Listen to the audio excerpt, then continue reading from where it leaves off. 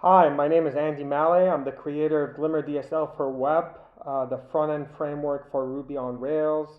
And I just wanted to comment about RailsConf 2025 and the state of Ruby on Rails conferences in 2025.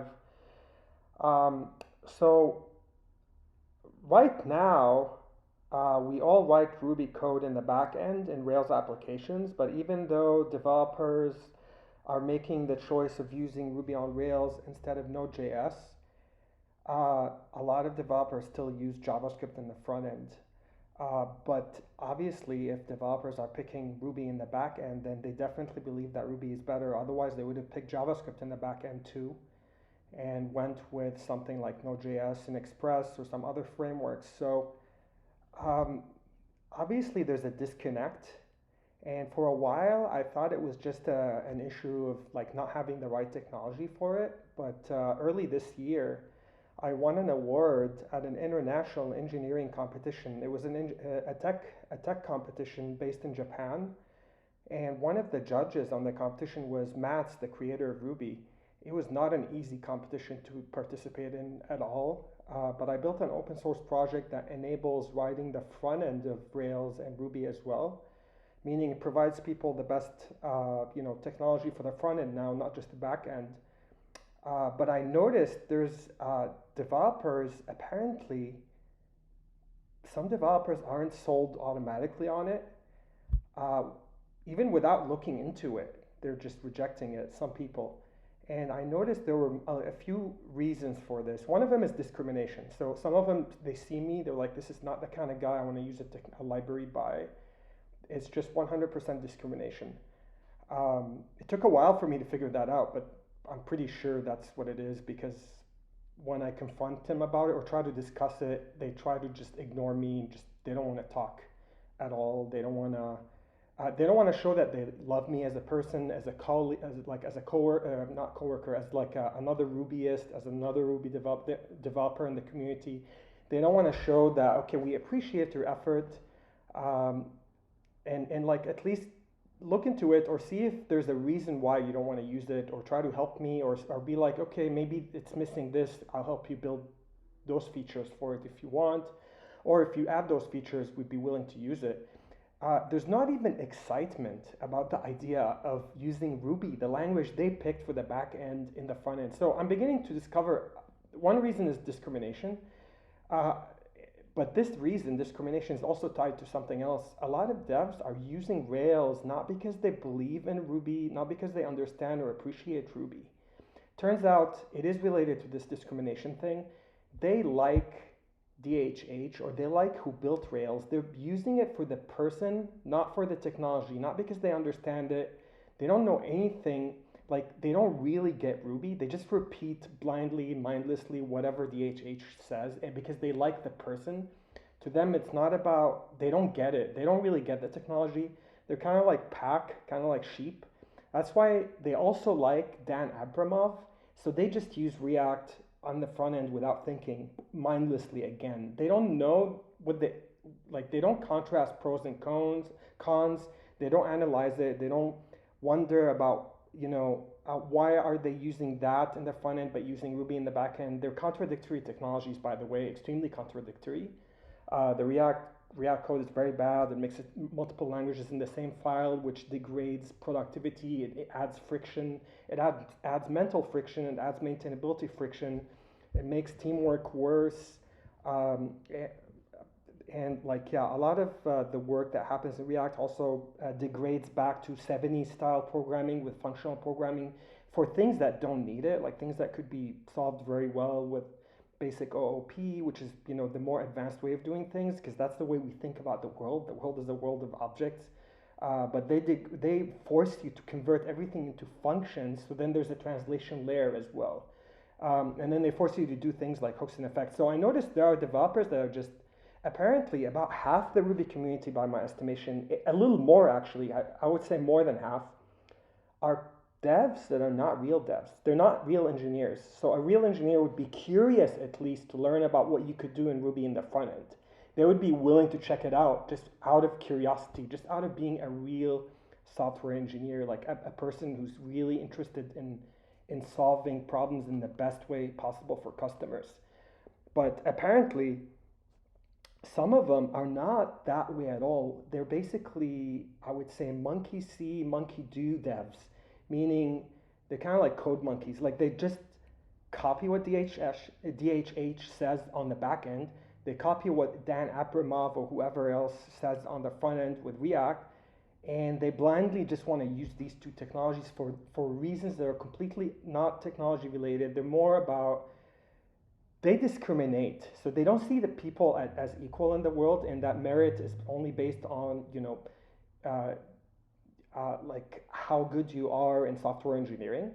They don't think about that at all. They just think, okay, we like this person, we don't like this guy for completely irrational reasons. Like it's not, many of them never knew me before they heard about the project. Like, but they just don't, they take one look and they're like, we don't see people as equal in the world.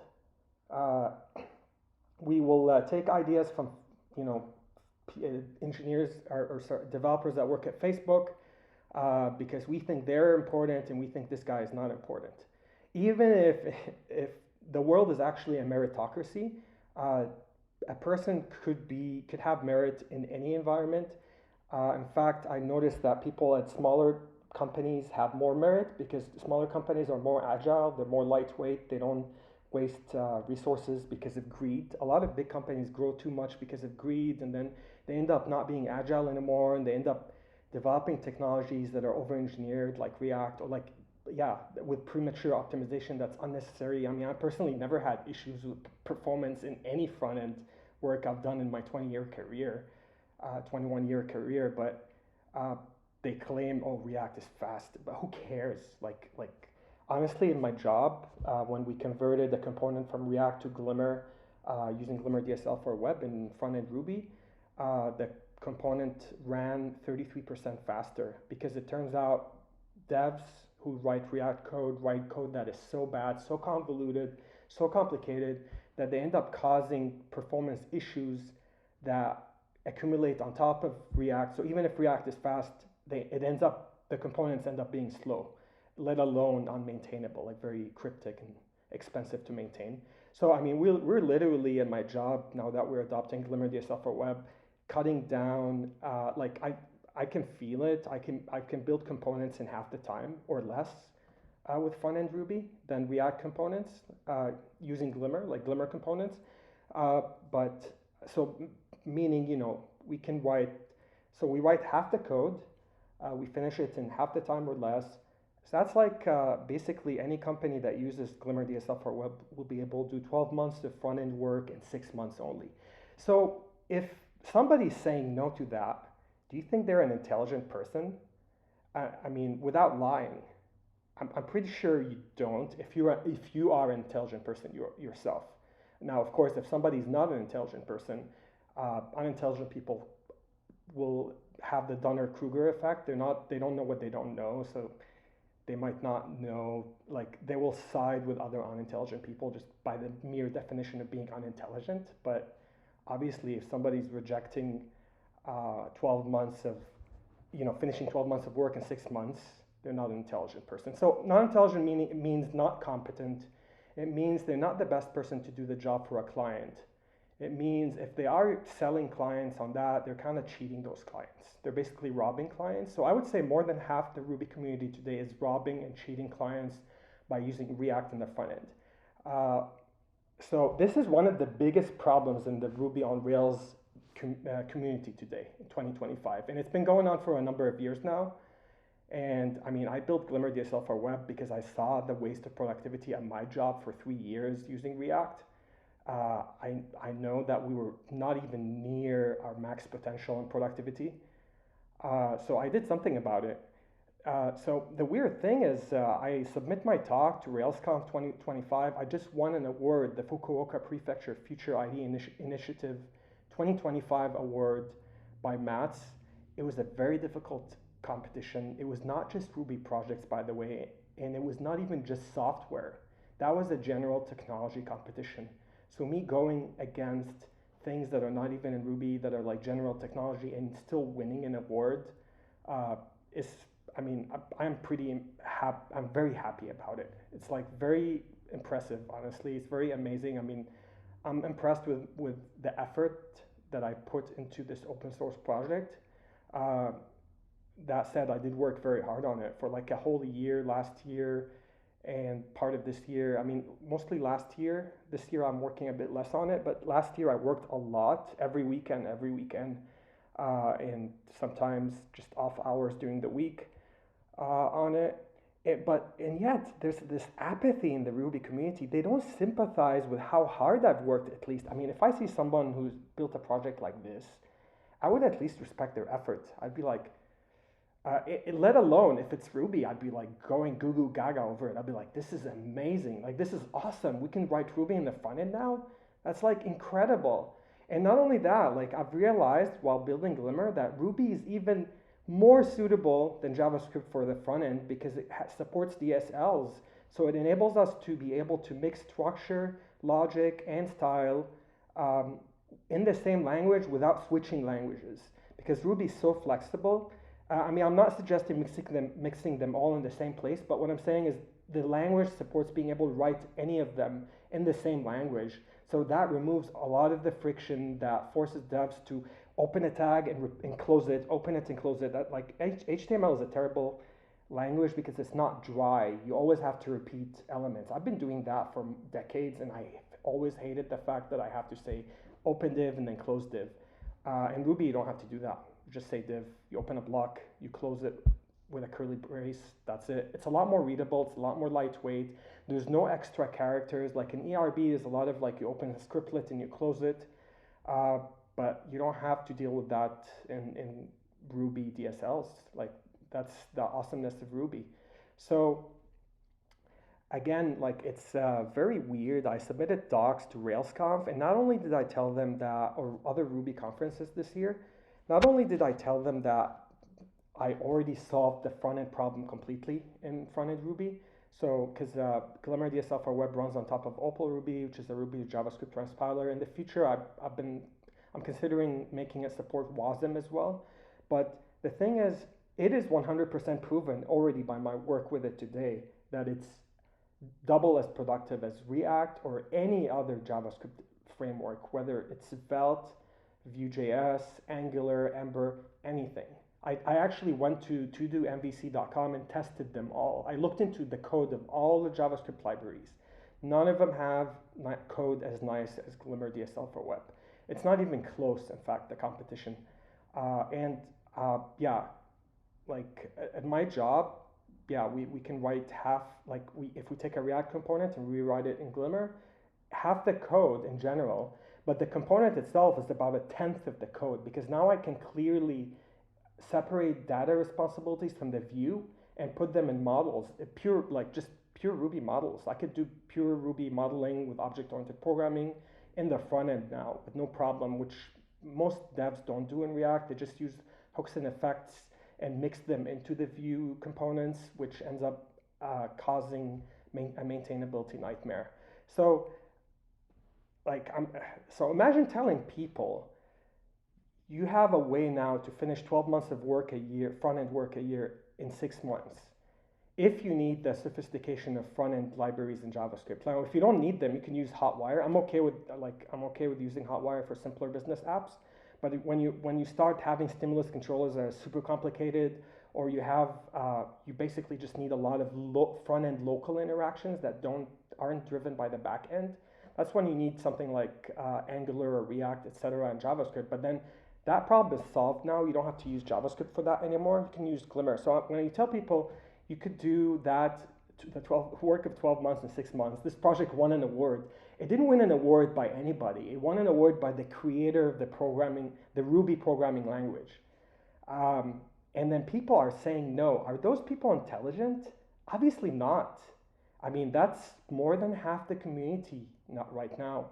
Just imagine, I would say half the community are not real Rubyists. They're not real people that understand Ruby. The only reason they choose Ruby is they want the association factor with the community. They just want to be associated with a cool person called DHH, who's a racer as well and has interesting hobbies, I suppose. So they're like, oh, I want to associate with that person. I don't understand the technology whatsoever. I don't care what he says. Whatever he says, I'm going to repeat it because I like that guy. That's how they like. That's not how an engineer functions. I mean, engineers don't think that way. Engineers think when you have a technology, it's not about the people. It's about the pros and cons and trade-offs. I would think, what are the benefits for the customer? What are the expenses or costs of this technology, or disadvantages, and then what are the trade-offs between using it versus something else? And if that analysis ends up basically making a technology seem like it is definitely the better solution, which in my case it definitely is. I sold my managers on it at work. I sold my coworkers. They were really impressed by my demo of Glimmer DSL for web and how I can cut React component sizes by half or even less. If you make that analysis, then an engineer, a smart engineer, would accept it because that's what's gonna save money for their customers. That's what's gonna save time for their customers. So our customers receive their work in half the time or less now because we're using Ruby in the front end. So when you see people only caring about like, I like that person and I don't see the world as an equality-minded world, I see some people are not equal. Those people I like, those people I hate. So basically, this is driven by hate. Right now, the Ruby community is mostly haters of Ruby. They literally hate Ruby in the front end.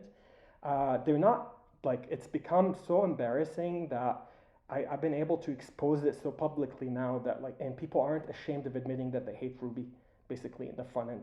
And they never give me a real reason why, like a real rational, convincing reason why. There's never been a convincing reason.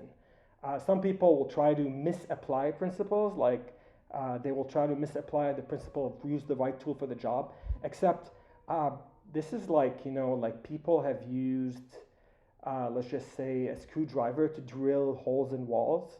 That's like using JavaScript, and then somebody invented, like a drill, and you can now use an electronic drill to drill through the wall. But they're like, no, it's not the right tool for the job. The right tool for the job for drilling is the screwdriver, because that's how we've always done it. That's what everybody else in the web community does. I'm like, wait a second. When Rails was invented, it was not following common conventions. It made its own convention over configuration principle, but it did not follow what everybody else was doing in the community. Rails basically smashed the box. It thought outside the box. Instead of thinking inside the box like those libraries like React and Inertia.js are thinking inside the box of JavaScript, Rails smashed the box. So back in the day, the box was J2EE, Java Enterprise Edition. That was the most common technology for the backend in the mid-2000s when Rails came out. And it basically smashed that box, and it's like, we're going to use a language called Ruby. It's not even statically typed, even though that was what was most popular back then. Because we strongly believe in the productivity that Ruby will provide, especially with principles like convention over configuration or the ability to build DSLs. So that's what I mean when I say those people aren't really thinking. They're just blindly picking something based on someone because they like Dan Abramov. They don't care if React is inferior. They don't care if they're doing double the work for customers, if they're cheating customers, if they're robbing customers. They're under the Dunning-Kruger effect. They don't know what they don't know. And when somebody points out the truth to them, they just get really angry and reject it, or they get really rude and discriminatory. Basically, they're excluding me. They're being discriminatory. It's discrimination. It's 100% discrimination. They're not judging me for the merit of the technology. They're judging me. They're not like, they're basically just hating on me. That's it. Like, they just don't like me. They hate on me. That's it. Like, there's no reason. And basically, some people will try to make it, like when I call them out on it, they'll be like, see, that's why we hate you. But wait, I called you out on it after you hated me first. You were guilty first of not liking Ruby, hating Ruby, preferring inferior technologies that you didn't choose in the back end because they're inferior to Ruby, but then now you're choosing them in the front end, even like for no rational reason whatsoever. And then you're trying to flip it on, like make it seem like because I called you out on it. I didn't call you out on it before you hated me. I did it after you hated me. You did that first. I'm only calling you out on it. And by the way, I don't hate any of those people. I want what's best for them and their customers, but they don't want what's best for their customers. They're like basically people that are cheating and robbing their customers of business value by standing in the way of progress. Like one other problem in the Rails community right now is DHH has been a terrible leader since Rails 6. Uh, Rails 6 broke the Rails motto of convention over configuration by adding a configuration beast called Webpack. My company is still suffering from that mistake today because before I joined them, they adopted Rails 6 and they ended up adding Webpack, and now we're forced to maintain it for legacy reasons. The Ruby community is still paying for that today, like many years later. Imagine if DHH was a good leader, he did not cower or like, I don't know what to say, simp to the JavaScript folks by being like, oh, I'm desperate for your acceptance. I want you guys to accept Rails because if you, the JavaScript community, don't accept Rails, Rails is going to become not as popular. It's not going to be the most popular technology in the world. So I'm really desperate for your acceptance. That's what DHH did. I'm going to add Webpack into Rails and see, I'm going to show you how much I love you. And, JavaScript made some strides by improving the language with ES6. So you see, I'm paying you back. Well, first of all, that's like inside the box thinking. He thinks that ES6 improvements are the best thing in the world. They're not. They're not even close to being the best. They're just improvements, but JavaScript is nowhere near as nice as Ruby. It's nowhere near as expressive as Ruby. You cannot build nice DSLs in it like in Ruby. Besides, if you're already using Ruby on the back end, Opal, by the way, Opal Ruby started before Rails 6 was out. So if he had added Opal Ruby as simply the next evolution in the front end in Rails after CoffeeScript, so CoffeeScript was close to Ruby, but it wasn't really Ruby. If he had just added Opal, it was a drop-in replacement. Everybody was used to CoffeeScript back then. This would have been like a drop-in replacement that made perfect sense because it was like, I'm used to CoffeeScript, but here's an even closer language to Ruby. Everybody would have accepted it. Today, at my job, we would have been writing Ruby in the front end too. We would have been double as productive the last, 6 years, 5 years. Like it would have been, we would have saved, over 6 years, we would have saved 3 years in wasted effort. Like we would have prevented 3 years of wasted effort over 6 years. Just imagine how terrible the waste is in the Ruby community today because of the lack of leadership of DHH. And like on top of it, he has this bad approach, which is not a real engineer's approach, by the way. That's my way or the highway. A real engineer sees things in shades of gray. So like there are times when I want to write just a Ruby script and write everything in one file and run it, and that gets the job done because I just need a script. There are times when I want to break it into multiple files and make it do domain modeling with it and build an object-oriented model. And then there are times when I might go a level above and build basically use a server like a rack server and have follow MVC, do MVC pattern. So there is a valid use for all three approaches, whether I'm just doing a Ruby script, whether I'm just doing a Ruby app in the console with no server, or whether I'm using a server. Real software engineers, this is what use the right tool for the job is. Like depending on the problem you have, you would use the right tool for the job. And it depends on the needs of the customer, it depends on the requirements, it depends on basically how often are you going to maintain the code, things like how often are you going to change it, how often are you going to add features, etc. So a real software engineer is open to multiple approaches. So in my mind, I'm not against Hotwire. I think Hotwire has its uses when people are building a new business app and it's very small and simple still. At first, they don't even need stimulus. They can just get away with Hotwire, and that could save them a lot of effort, like on the front end. But eventually, if they end up needing some small effects here and there, they can sprinkle some stimulus.js. But today, by the way, you could use Opal for that too. You can use Opal stimulus, which will let you write the stimulus code in Ruby. So, I mean, even that would not be an excuse not to use Ruby in the front end, but either way, that's a valid approach. But then eventually stimulus controllers end up being very, very complicated and big and large and unmaintainable. So some people will end up trying to reach for React. Unfortunately, React code makes things even worse. Uh, React code is like some of the most unmaintainable code compared to Ruby code. So uh, basically, there is validity to using something like Glimmer DSL for web as the next sophisticated approach. It would basically allow you to build components in a very simple syntax in Ruby that is so simple, it's actually simpler than ERB. So again, it's shades of gray. So in my opinion, RailsConf or any conference, I mean, RubyConf used to be that way. RubyConf 2008 was the first one that I presented at. In fact, at that conference, I presented a very early version of Glimmer that was made for desktop development. It was, and basically they gave you their, I remember seeing multiple talks about how to build things in Rails, including a talk about a project called Cells that talked about components all the way back to in 2008, like Vue components. So they did not, like the Rails people back then, or I mean, it was RubyConf, but still like they were open-minded about people presenting different things with different approaches, because that's like a real engineer would appreciate that there might be different situations that would need different tools. But like what happened this year is I basically submitted a talk on my project that just won a Fukuoka award. I was very happy. I felt victorious. I'm like, I'm going to give a talk, help the world learn a better way of writing the front-end code in their Rails apps when they need something like Angular or React instead of just being able to do things with Hotwire and Stimulus.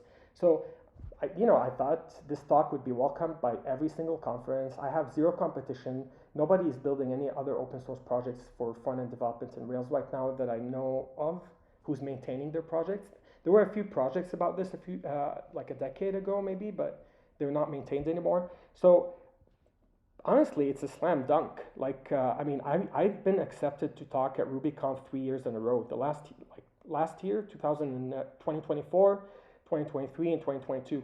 So honestly, I thought this was going to be a slam dunk. It's going to be a very happy thing. It's going to help the community as a whole avoid the trash of React development, which is like a very big dark cloud in the Ruby community that, basically made things worse for everyone over the last 8 years at least, or 6 years. But so RailsConf rejected my talk, and they claimed there are better talks. I'm pretty sure not a single person in the entire conference has won an award at the Fukuoka Ruby competition. The Fukuoka Prefecture Future IT Initiative competition. I'm pretty sure nobody else is more qualified than me from that point of view.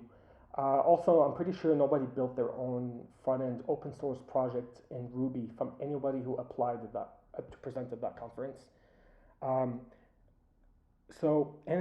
But I applied for like at 5 other Ruby conferences all around the world. All of them rejected me, including Kaigi, Rails on Kaigi, or Kaigi on Rails in Japan. I was very surprised because like my award came from Japan. It was given by the creator of the Ruby language, who's Japanese, and the conference is in Japan, and they still rejected my talk. I'm telling them you can write half the code. So like you could use inertia.js and write standard React code, which is garbage, and you're gonna have terrible maintainability. You're gonna have dumb, unintelligent things like use hook, use effects. Like who names anything used? Everything is a use. So it's such a bad, terrible naming scheme to use the word use, because everything is, when you're building anything in software, you're using something. So it makes no sense. That's kind of like people that name things helper. Everything is a helper. Helper is not a very good word in naming in software. So, I mean, that immediately tells us that React is not built by professionals. It's built by amateurs that just happen to have false privilege for working at a company like Facebook that hires usually hackers that are not qualified. It's known that Facebook's culture is full of hackers that are not really qualified in software engineering. They work hard instead of working smart as a result. So, I mean, React is for people that don't work smart, pretty much. So, basically, they end up going into this accepting talks by people that are giving talks on JavaScript, but not accepting the talk that is truly solving the problem with Ruby. So that is very surprising. I mean, it's honestly, I only see one of two things. Either like the community is now extremely unqualified in software engineering, like the people that are running the conferences are unqualified. They shouldn't be there. they're not really intelligent software engineers, I would say. I mean, I'd like to call them intelligent software engineers, but they're not demonstrating that with their behavior. They used to be. Like I presented at a RailsConf 2014 and RailsConf 2012. I remember people being a lot more intelligent as far as software engineering practices in general back then. But right now, it's not like that anymore. The second thing is it's just discrimination. Like they just don't see me as they probably are offended. Like that's basically, you're not an engineer if you're offended. They're offended because somebody is dethroning their favorite front-end JavaScript library, React. But wait a minute, that's a Ruby conference. This is a Ruby on Rails conference. So why would you care if I'm basically, dethroning a JavaScript technology? It's not Ruby. I'm saying Ruby's great. Why would you be offended by that? So apparently they're getting offended, and then they're like, we don't care about this guy's merit. We don't care that he won an award that we don't have. They don't even have. None of them are as qualified as I am on the topic. They haven't built any open source projects themselves, and they're like, oh, we don't care that this guy did hard work for a whole year, taking weekends off, obviously because it's an open source project and he has a full-time job. They don't care that I won an award at an international technology competition. They don't care that it was given to me by, like, one of the judges on the competition was Mats, the creator of Ruby himself. They don't care about the open-mindedness to allow people to use different tools. Like, why be our way or the highway? It's okay, Hotwire has become, kind of like the default Rails way for handling the front end, but it doesn't work for everything. If I'm building code that is mostly front-end local and it's not driven by the back end, that's like Hotwire is overkill for that, and it's like kind of complicating the code. It would not make it better. So that in that case, people are getting forced to use JavaScript. So if somebody's providing a way out of being forced to use a language that's inferior to Ruby, why would you push back against that unless you're not a very qualified, intelligent person, a member of the Ruby community? Like you're not really. You need to learn. Like you're much lower on the totem pole of skill in Ruby, honestly, if you're pushing against Ruby while claiming to have a conference for Ruby. So like that, and you're lying to people. Like your conference is a lie. RailsConf is a lie this year. Most of the conference, Rails World is a lie. Like every conference that rejected my talk on using Ruby in the front end is a lying conference. They're pretending to be for Ruby, but they're not really all for Ruby. They're not even a safe environment for people that truly love Ruby. Like if somebody really wants to use Ruby all the way in the front end, they're not a safe environment for that. They're exclusionary, like they exclude you if you go too much like in the direction of Ruby. It's almost like they don't want you, like they want you to hate Ruby and like JavaScript in the front end. Otherwise, they feel offended. I mean, if you feel offended for any technology choice, instead of debating it rationally with pros, cons, and trade-offs and seeing examples, you're not an engineer. What are you doing in this field? You're just pretending to be an engineer to get the money that true engineers deserve and get. You just want to get their salary without having the qualifications, basically. So yeah, this is a very dark cloud in the Ruby community today. There's a lot of discrimination. Like this is 100% discrimination against me. To be rejected at any of those conferences when I am the most qualified person on the topic, given I built up my own front-end framework. In fact, I built multiple front-end frameworks, but regardless, I built my own in Ruby. I've actually won an award at an international technology competition, which is a very difficult thing. I won the award from Mats, the creator of Ruby himself, and yet you claim that there is somebody more qualified than me at your conference. It's actually the opposite. They're basically taking, like I saw the talk on front ends and Rails at RailsConf 2025. It was basically somebody who was, just a second, there's an alarm, I need to shut it. I've been avoiding shutting it for a while, just a second.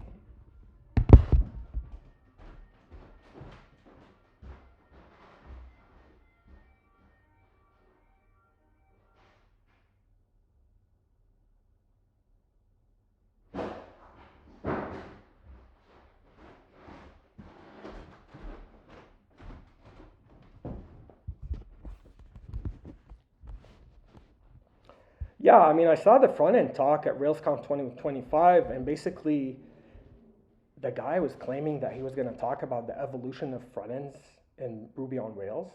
He didn't even mention Ruby. He didn't mention Opal. I mean, he mentioned some of the older Ruby stuff, like some of the stuff that came with Rails back in the day, in the mid 2000s, but he didn't even mention Opal Ruby. It came out 10 years ago. That's part of the evolution of the front end in Rails.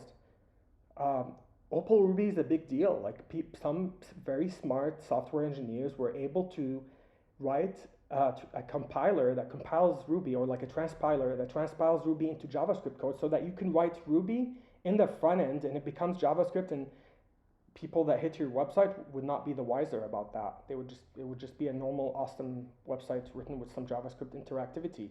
So he didn't even cover Opal, and he's claiming he knows about the evolution of the front end development in Rails. The guy is not qualified, clearly not qualified at all. Let alone he didn't mention WASM. WASM has been a hot topic the last number of years, especially that a few years ago a full Ruby implementation for WASM became available. That was a very big deal. I mean, I was presenting at RubyConf 2022, and Matt gave a keynote speech in which he mentioned that WASM is such an interesting technology. It finally enables people to be able to write Ruby in the front end if they want, and not need to write JavaScript at all. So like, imagine a guy who's not even aware of like the keynote speech of 3 years ago from RubyConf, or I mean, even if he hadn't been to RubyConf or seen that keynote speech, I mean, he should have seen it. Everybody should watch keynote speeches every year from RubyConf. But even if he hasn't, like, how did he not hear about WASM? Like, how could he not mention WASM? But here's what's even worse. While I was watching the talk, I'm like, how could the organizers of RailsConf accept a talk that doesn't mention Opal and it doesn't mention WASM? Like, it didn't even mention WASM. And then finally, it didn't mention my project, Glimmer DSL for web. It basically shook the entire community this year when it won the Fukuoka Award early in the year by Mats himself. Like, how could something as big as that not make it into a talk? Like, that's basically discrimination. That's 100% discrimination. It's unacceptable, honestly. Honestly, I am owed an apology by him, by the organizers of RailsConf, by every organizers of every conference, Ruby conference this year that rejected me by claiming that there were more qualified talks when there were in fact none. So I guarantee you, I challenge everybody on this point. Not a single front-end talk at any Ruby conference this year could provide people the ability to do their work in half the time. So like, nobody could do 12 months of front-end work in 6 months using any knowledge taught by any other talk at RubyConf or any Ruby conference this year, or Ruby on Rails conference. So meaning, honestly, this is the most important topic in 2025. If a company that does Ruby on Rails development is able to cut down front-end work by half, be able to finish 12 months of work in 6 months, or 4 months of work in 2 months, or 2 months work of 1 month, or even whatever. Like, yeah. So like, that's not then that's a huge improvement in productivity. That is a big deal. Not even, I mean, I don't know of anything that could provide that benefit while enabling you to write real interactive front-end code. Now, Hotwire does tricks that kind of get around that, but I'm talking about the ability to truly, like, when you write code in Glimmer DSL for web, it truly spits out JavaScript that does the real work in the front end. So I'm pretty sure nobody else is providing anything even close to that, meaning nobody else is more qualified than me at providing the most valuable information for Ruby developers in the front end of Rails applications in 2025. I mean, my award speaks to that. I won an award for it at a very, very difficult technology competition. Honestly, people who don't appreciate awards and technologies, they don't appreciate excellence, meaning they're not excellent people. So meaning those conferences have become really lame, weak conferences with outdated information and inaccurate information. Like, basically, that front-end talk at RailsConf this year was like outdated. Like, it didn't mention Opal, it just mentioned basic JavaScript ways of doing front end, but like no front end Ruby, no WASM. That was lame. That was very weak and lame and like uninteresting. I'm so glad I didn't pay to go to that conference. It's a waste of money going to that conference if they have talks like that. Like I wouldn't want to be at any of those conferences if they didn't accept my talk. Because honestly, the world is a meritocracy, and when you do something like that, you lose merit. So some people think, oh, we're like the boss. We decide whatever we want for our conference, and we can reject any talk we want or accept any talk we want. And it doesn't matter what we reject or accept. No matter what happens, we're still, the most important people in the community because we run a community conference for Ruby. Well, that's not true.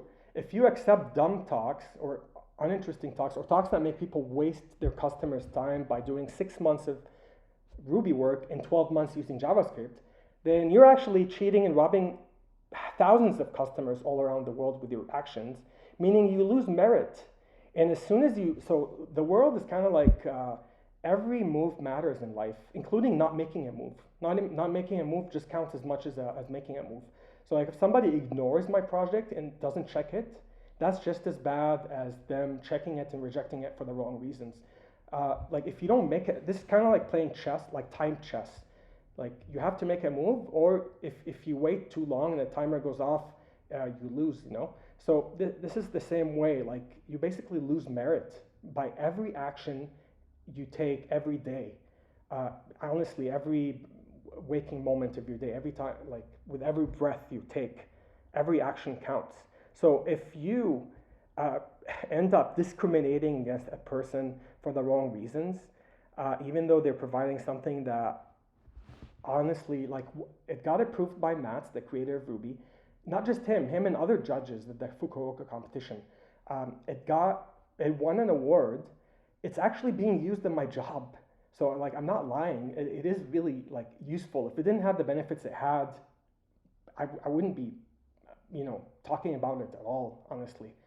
I'm an honest person. I care about everyone. I love everybody. I want the good of everyone. But when people do that, it means they hate everybody, or they hate some people. They're discriminators. They hate Ruby, literally, in the front end. They're standing in the way of progress. They're not really trying to advance the status quo. They're basically they just accept things that are inside the box. They won't accept a technology that completely tears down the box of JavaScript and be like, how would we rethink everything in Ruby in a superior language called Ruby? Because Ruby enables us to do things that could totally not be done in JavaScript, given Ruby's DSL support. So it can come up with benefits. This is only the tip of the iceberg, by the way.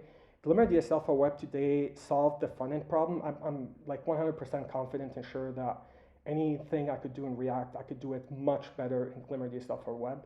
And I've checked other libraries like Vue and Svelte. Glimmer is definitely way better. But that's only the tip of the iceberg. In the future, given that we have Ruby in the front end and Ruby in the back end, we can start doing things like connecting the front end models with back end models directly through automation without forcing developers to write APIs manually. That's a huge benefit. I actually mentioned it in every application for my talk this year as one of the future points that I was going to mention in my talk at the end of the talk for my library. Supporting things like that, like automating the back-end generation of APIs. They didn't even care. I'm saving people work. When I saw the RailsConf talk about the evolution of the front end, whatever the talk title was, the guy was so happy and celebrating just the fact that you can finally connect React code to a back-end Rails controller. Wait a second, he's thinking inside the box. I'm thinking, forget it's Glimmer DSL for Web, by the way, already lets me connect my code to a Rails controller. So, I already have that. But in the future, I'm saying devs might not even need to write that controller manually anymore. We can now save work, given that we're using Ruby on the front end, and have the front end code talk to back end models without having to write the controller layer manually anymore. It would get generated automatically because of having the same language on both sides. Now imagine how much productivity that would save. So now on the front end, we're saving, developers can be double as productive on the front end. They do half the work needed. Now imagine being able to do that on the back end too. In the future, in the back end, developers will be able to save half the work as well if they can auto-generate the entire API layer and just connect the front end to the back end models directly. So obviously there would be some security protections for those models, like you can only expose methods that need to be exposed. But still, if we support something like that, that's going to make developers then save, 100% of effort, they would finish the work in half the time on the back end as well. So that means overall, back end and front end people will finish work half the time. So I mean, that's a huge improvement in the future that's coming. If we can, that's that I have in the plans of Glimmer DSL for web. So how could a conference be standing in the way of progress like that? Like they're not even, like what Inertia.js provides is not even close to that. It's such a lame, Inertia is basically lipstick on a pig. It's such a lame, tiny embellishment that lets you connect React to Rails controllers. But wait a second, that's like connecting shit to food. I mean, I have food that's delicious and I have shit. Why would you connect, the speaker was saying, oh, then we have the best of both worlds. Wait, who said the other world was even desirable at all? React code is some of the shittiest code ever. It's the reason my company has been wasting 50% of its effort in front-end development for the last 3 years. And I've been I built Glimmer DSL for web to solve that problem and move them away from that. Why would you want that? Why would you want to marry shit to food? Who does that, honestly? This is Ruby, this is the stone, this is diamonds, and this is trash. Why would you want to marry this? This is what I'm talking about when I say people unintelligently apply principles incorrectly. So the principle of use the right tool for the job, they end up using the wrong tool for the job, but they claim it is the right tool just because everybody else did it that way before, even though it wasn't the best tool possible. They were just thinking inside the box. This is another example of that. They end up claiming that we're marrying the best of both worlds, unification, unify. Who cares about unifying? If I'm unifying myself with garbage, with trash, what's the benefit of that? There's no benefit of unifying myself with trash, honestly. That's completely useless. So in conclusion, I'm very disappointed because it is a truth. Nobody can deny it. I've been excluded despite being qualified for talking about the biggest evolutions and improvements in the front end in Ruby on Rails. They gave the talk to somebody who's not as qualified. I was surprised by a few other things he said. He mentioned that he thought that writing docs for an API first approach would mitigate communication issues between teams that split the front end from the back end. Honestly, any Ruby on Rails developer worth his salt or her salt would know that full stack development is a lot more effective because then you can see the value that you're offering customers end to end and optimize the code between the two sides and come up with the simplest code possible. I've actually worked on teams that split the front end from the back end. They were half as productive, if not slower. So and honestly, it's known in agile software development that code is the ultimate source of truth. So because if you write too much documentation, it diverges from the code eventually. So if I'm working in a team, I don't need to expose any APIs to the public, to customers.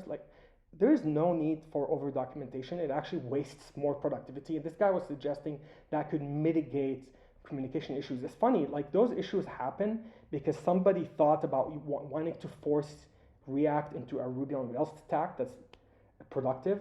So he ends up making everybody not productive because now they have to split the front end from the back end. And then they try to come up with even less productive things like documenting everything, which is goes against agile, making things even less productive while trying to solve the productivity problem. Honestly, while I appreciate that developer has some skills in Ruby on Rails, but he has ways to go. He's definitely not the most qualified person to talk about the topic. If he skipped Opal completely, skipped WASM completely. Who skips WASM today? Everybody talks about WASM nowadays.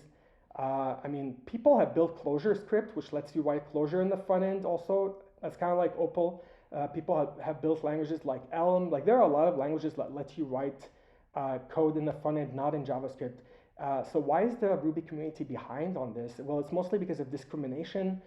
lack of qualification, people pretending to be engineers without really being engineers, um, and all or nothing thinking, or like my way or the highway, instead of seeing in shades of gray. So yeah, I I hope that this problem would get resolved in the future.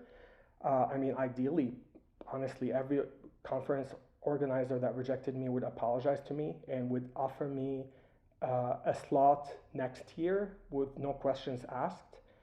Uh, I mean, that's the only fair thing that could be done if you care about the Ruby community being more productive and not writing shit code like Reacts or Inertia, or with the help of technology like lipstick on a pig like Inertia, and you want customers to get their like software in half the time with half the cost. If you care about these things, you're not a liar. You're an honest person. You're not a discriminator. You're not a hater. You don't really hate Ruby. Honestly, everybody makes mistakes. I make mistakes from time to time. Nobody's perfect. But the good people apologize when they made a mistake. They apologize and they even make amends. They correct things. Um, like if I make a mistake at work, no matter how embarrassing it is, I admit it because I care about my customers. Because every mistake impacts customers. People who don't apologize end up letting their customers suffer, basically, and even their coworkers. Like there are smart Ruby developers in the Ruby community that understand that JavaScript is very inferior and terrible compared to Ruby. So they would work better with you if you offer them something that is superior to JavaScript, that basically is the language that you claim to like in the back end. So unless you're lying about that, I mean, unless if you care about customers, if you care about the community in general, um, a person who made a mistake like this, like discriminating against a potential speaker at a conference, would apologize to them and would offer them acceptance for 2026 with no questions asked. Any case, happy glimmering everybody, and see you another time.